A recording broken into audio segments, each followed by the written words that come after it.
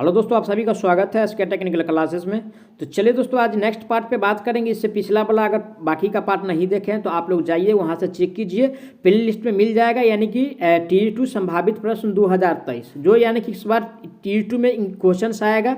मैं उस सारा क्वेश्चन को लेके आ चुका हूँ। लगभग 3000 मेरे यानी कि सेट में क्वेश्चन है। सारा यानी कि वीडियो के माध्यम से यानी कि बताया जाएगा। आप लोग यानी कि वीडियो को इन तक जरूर देखिएगा और नए हैं तो चैनल को जरूर सब्सक्राइब कर लीजिए आगामी वीडियो के लिए।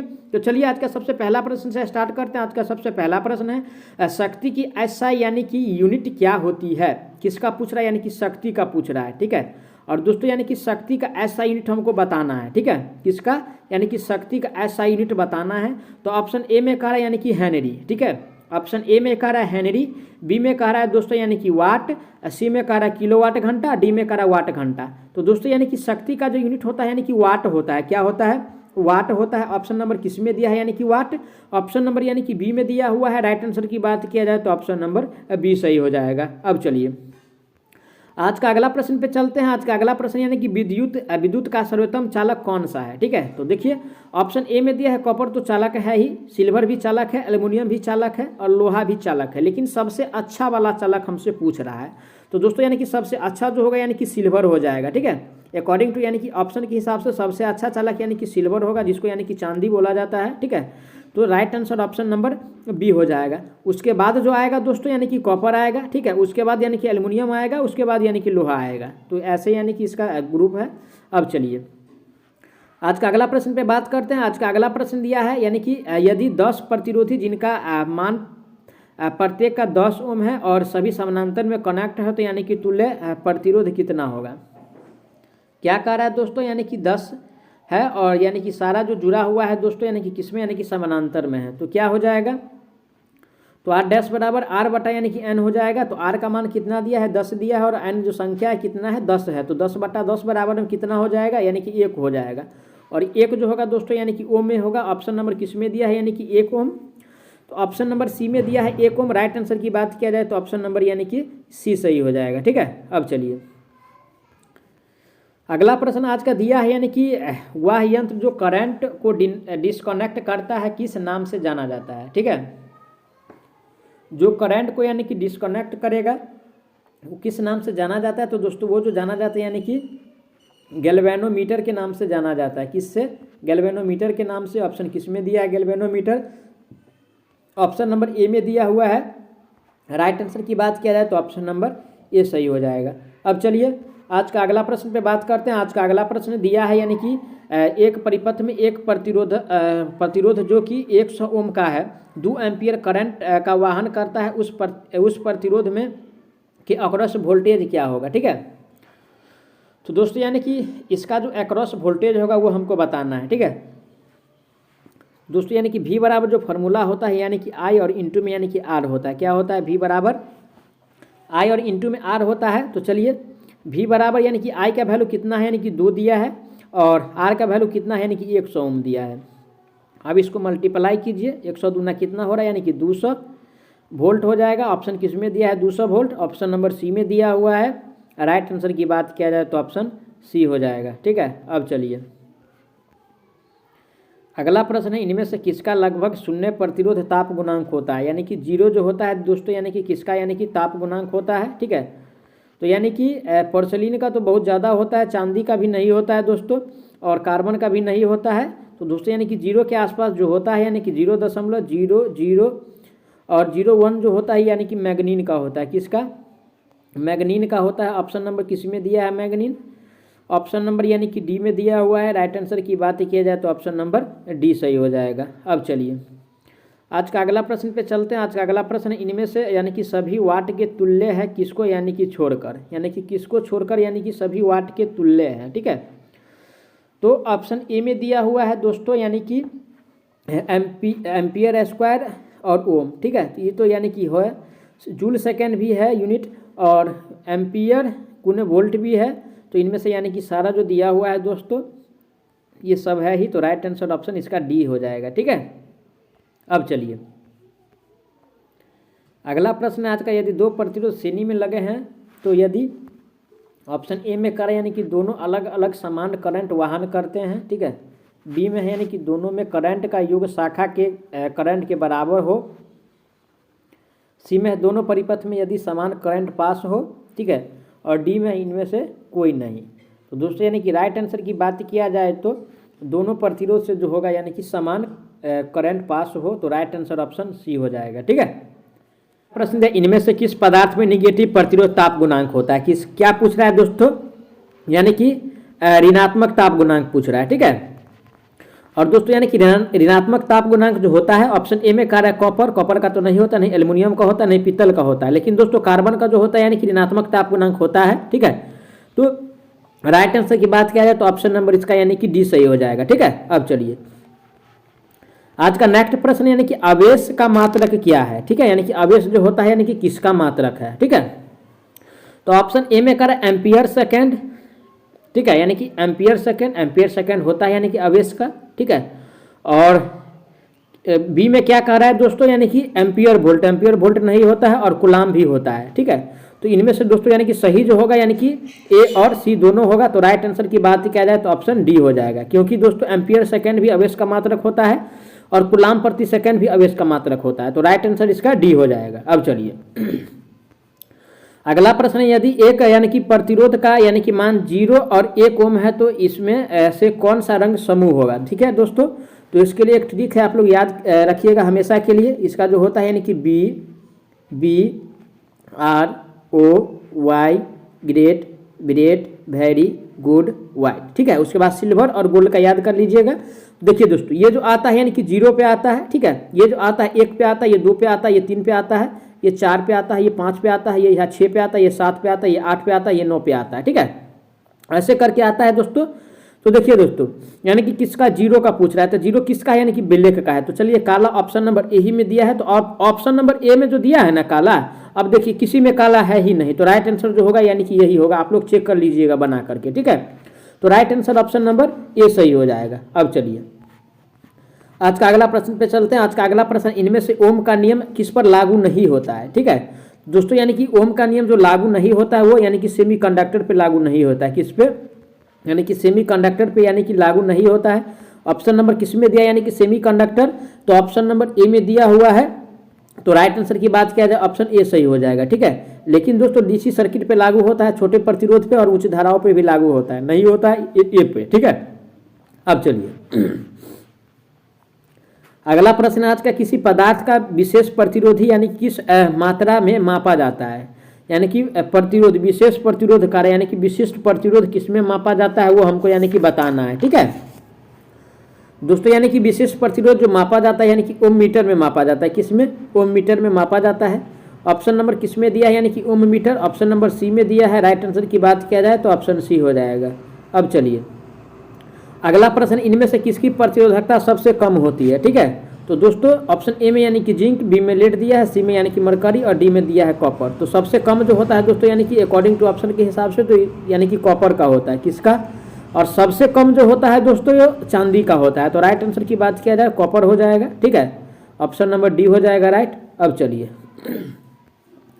अगला प्रश्न यानी कि फ्यूज के नियम के अनुसार तार के यानी कि व्यास के साथ धारा कैसे बदलती है। तो दोस्तों यानी कि डायमीटर का जो होता है यानी कि व्यास का जो होता है, ठीक है, व्यास का जो होता है वो यानी कि आपको यानी कि 1/3 यानी कि 3/2 यानी कि 2 होता है यानी कि व्यास का, ठीक है। यानी कि व्यास का जो होगा दोस्तों यानी कि पावर में 1.5 होगा। ऑप्शन किस में दिया हुआ है, ऑप्शन नंबर डी में दिया हुआ है 3/2। तो राइट आंसर की बात किया जाए ऑप्शन नंबर यानी कि डी सही हो जाएगा, ठीक है। अब चलिए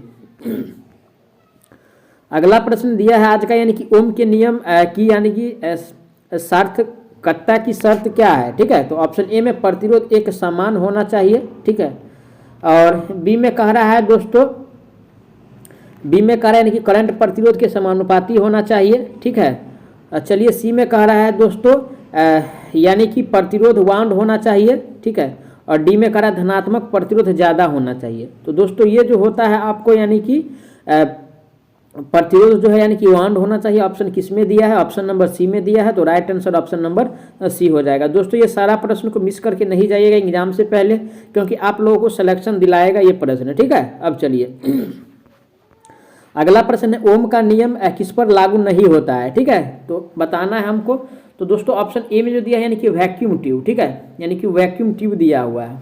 तो दोस्तों यानी कि वैक्यूम ट्यूब पे इस पे जो है यानी कि ओम का नियम यानी कि लागू नहीं होता है, ठीक है। तो ऑप्शन बी में कह रहा है कार्बन इस पे लागू होता है, उच्च वोल्टेज पे भी और निम्न वोल्टेज पे भी लागू होता है, लेकिन यानी कि वैक्यूम ट्यूब पे यानी कि नहीं लागू होता है। तो राइट आंसर की बात किया जाए तो ऑप्शन नंबर ए सही हो जाएगा, ठीक है। अब चलिए अगला प्रश्न वैरिस्टर है। वैरिस्टर क्या है दोस्तों, वो हमको बताना है, ठीक है। तो दोस्तों यानी कि वैरिस्टर जो होता है ये एक प्रकार का कार्बन प्रतिरोधक है, क्या है, यानी कि औरैखिक प्रतिरोधक है। वैरिस्टर जो होता है दोस्तों यानी कि औरैखिक प्रतिरोधक है, ठीक है। वैरिस्टर क्या है, तो वैरिस्टर जो है दोस्तों यानी कि औरैखिक प्रतिरोधक है। तो ऑप्शन किस में दिया है, यानी कि औरैखिक प्रतिरोधक, ऑप्शन नंबर बी में दिया है। राइट आंसर की बात किया जाए तो ऑप्शन नंबर बी सही हो जाएगा, ठीक है। अब चलिए अगला प्रश्न यानी कि वैरिस्टर किससे बने होते हैं। तो दोस्तों यानी कि वैरिस्टर जो बना होता है वो हमको यानी कि बताना है, क्या, यानी कि वैरिस्टर यानी कि किससे बना होता है, ठीक है। दोस्तों यानी कि वैरिस्टर जो बना होता है वो यानी कि सेमीकंडक्टर से बना होता है, किससे, यानी कि सेमीकंडक्टर से बना होता है। ऑप्शन किस में दिया है, सेमीकंडक्टर, ऑप्शन नंबर यानी कि सी में दिया हुआ है। राइट आंसर की बात किया जाए तो ऑप्शन नंबर यानी कि सी सही हो जाएगा। अब चलिए अगला प्रश्न है एक 5 ओम के प्रतिरोध में 5 एम्पियर की धारा बह रही है, यदि कितने शक्ति यानी कि क्षय करेगा। तो दोस्तों यानी कि शक्ति जो क्षय होगा वो हमको बताना है, ठीक है। तो दोस्तों यानी कि पी बराबर क्या होता है दोस्तों, यानी कि आई स्क्वायर और इंटू में यानी कि क्या हो जाएगा, यानी कि आर हो जाएगा, ठीक है।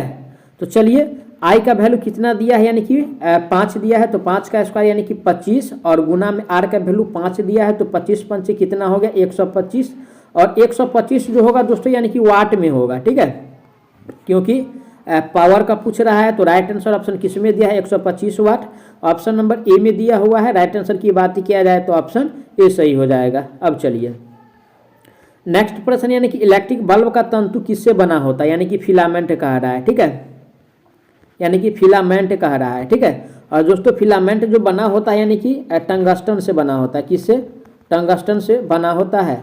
ऑप्शन किस में दिया है टंगस्टन, ऑप्शन नंबर डी में दिया हुआ है। राइट आंसर की बात किया जाए तो ऑप्शन नंबर डी सही हो जाएगा। अब चलिए आज का अगला प्रश्न है यानी कि एक श्रेणी परिपथ में यानी कि तुल्य प्रतिरोध में डैश है, ठीक है। तो ऑप्शन ए में दिया है श्रेणी में यानी कि सबसे उच्च प्रतिरोध में से सबसे ज़्यादा धारा बहती है। बी में कह रहा है यानी कि सबसे कम मान के प्रतिरोध में सबसे ज़्यादा वोल्टेज ड्रॉप, ठीक है। बी में यानी कि सबसे कम प्रतिरोध में से सबसे ज़्यादा होता यानी कि होती है, और डी में दिया ड्रॉप सबसे यानी कि उच्च प्रतिरोध में सबसे ज़्यादा वोल्टेज ड्रॉप होता है। तो हमको दोस्तों यानी कि इसका जो राइट आंसर होगा ये यानी कि ड्रॉप सबसे उच्च प्रतिरोध में सबसे ज़्यादा वोल्टेज ड्रॉप होता है। तो राइट आंसर यानी कि डी हो जाएगा, यानी कि जिसका जितना प्रतिरोध होगा उसमें उतना वोल्टेज ड्रॉप होगा। तो राइट आंसर डी हो जाएगा। अब चलिए अगला प्रश्न है यानी कि एक विद्युत बल्ब काम कर सकता है। तो दोस्तों यानी कि डीसी सप्लाई पे भी करता है और एसी सप्लाई पे भी काम करता है, बैटरी की सप्लाई पे भी कार्य करता है, और इनमें से सभी। तो राइट आंसर दोस्तों यानी कि डी हो जाएगा, क्योंकि सारा सप्लाई पे यानी कि काम करता है। तो right answer option number D हो जाएगा। अब चलिए अगला प्रश्न है यानी कि टंगस्टन लैंप का प्रतिरोध वोल्टेज बढ़ने पर डैश होगा, ठीक है। तो देखिए दोस्तों जब इसका प्रतिरोध बढ़ता है तो यानी कि ये जो होगा यानी कि घट जाता है, ठीक है, यानी कि घटता है। ऑप्शन नंबर किस में दिया है, घटता है, सॉरी बढ़ता है। ऑप्शन नंबर किस में दिया हुआ है, तो राइट आंसर की बात ही किया जाए ऑप्शन बी में दिया है। तो करेक्ट आंसर दोस्तों यानी कि बी हो जाएगा। दोस्तों अगर ये प्रतिरोध वोल्टेज यानी कि बढ़ रहा है, ठीक है, क्या कह रहा है, तो ये क्या होगा, ये भी यानी कि बढ़ जाएगा, ठीक है, बढ़ता है ये दोस्तों यानी कि बढ़ता लिखा हुआ है ना। तो राइट आंसर इसका बी हो जाएगा। अब चलिए अगला प्रश्न है विद्युत धारा उत्पादित कर सकती है। तो देखिए चुंबकीय प्रभाव से विद्युत धारा उत्पादन होता है, यानी कि प्रकाशीय से, जिसे यानी कि सोलर सेल होता है, उसमें भी उष्मीय से भी होता है, विद्युतीय प्रभाव से भी होता है, रासायनिक प्रभाव से होता है जैसे बैटरी। तो दोस्तों यानी कि सारा से जो है विद्युत उत्पादित किया जाता है। तो राइट आंसर की बात किया जाए एफ हो जाएगा, कौन सा, एफ हो जाएगा, ठीक है। अब चलिए अगला प्रश्न है एक यानी कि अचालक का प्रतिरोध हमेशा घटता है, किसका कह रहा है दोस्तों, अचालक का कह रहा है, ठीक है। और दोस्तों यानी कि अचालक का जो यानी कि प्रतिरोध घटता है वो हमको यानी कि बताना है। ठीक है, तो ऑप्शन ए में कह रहा है यानी कि जब पदार्थ का ताप कम होता है। नहीं भाई, जब कम होगा तो क्यों घटेगा। बी में कह रहा है जब पदार्थ का ताप बढ़ता है तो दोस्तों ये क्या होता है यानी कि घट जाता है। ठीक है, तो राइट आंसर ऑप्शन नंबर यानी कि बी सही हो जाएगा। ठीक है, अब चलिए प्रश्न दिया है एक चालक का प्रतिरोध हमेशा घटता है, यानी कि चालक का प्रतिरोध कब घटता है वो बताना है। तो ऑप्शन ए में कह रहा है जब पदार्थ का ताप कम होता है, तो ताप कम होने से ये घटेगा नहीं दोस्तों। बी में कह रहा है जब ताप यानी कि जब पदार्थ का यानी कि ताप बढ़ता है तो यानी कि चालकता जो होगा इसका यानी कि चालक का प्रतिरोध हमेशा यानी कि घट जाएगा। तो राइट आंसर ऑप्शन नंबर इसका बी सही हो जाएगा। ठीक है, अब चलिए आज का अगला प्रश्न पे बात करते हैं। आज का अगला प्रश्न दिया है यानी कि यदि किसी मशीन की दक्षता को यानी कि उच्च करना है तो किसको यानी कि कम करना पड़ेगा। ठीक है, यानी कि दक्षता को अगर उच्च करना है तो यानी कि लॉस जो होगा दोस्तों, ठीक है, यानी कि लॉसेस को यानी कि कम करना होगा। ऑप्शन किस में दिया है यानी कि लॉसेस यानी कि हानियां जो दिया है ऑप्शन नंबर बी में दिया है। राइट आंसर की बात किया जाए तो बी सही हो जाएगा। अब चलिए आज का अगला प्रश्न है जब एक कांच के यानी कि रोड को सिल्क के कपड़े से यानी कि रगड़ा जाता है तो आवेशित हो जाता है, क्योंकि ऑप्शन ए में कहा ये प्रोटॉन लेता है, बी में कहा था यानी कि इसके अणु निकल जाते हैं, सी में कहा था ये इलेक्ट्रॉन मुक्त करता है और डी में कहा था ये यानी कि पॉजिटिव आवेश यानी कि मुक्त करता है। ठीक है, तो दोस्तों यानी कि ये जो होता है वो आपको यानी कि ये मुक्त यानी कि इलेक्ट्रॉन को यानी कि मुक्त करता है, इसी कारण होता है। तो राइट आंसर ऑप्शन नंबर इसका सी सही हो जाएगा। ठीक है, अब चलिए आज का अगला प्रश्न पे चलते हैं। आज का अगला प्रश्न एक समानांतर शाखा में वोल्टेज क्या होता है। ठीक है, तो वो बताना है।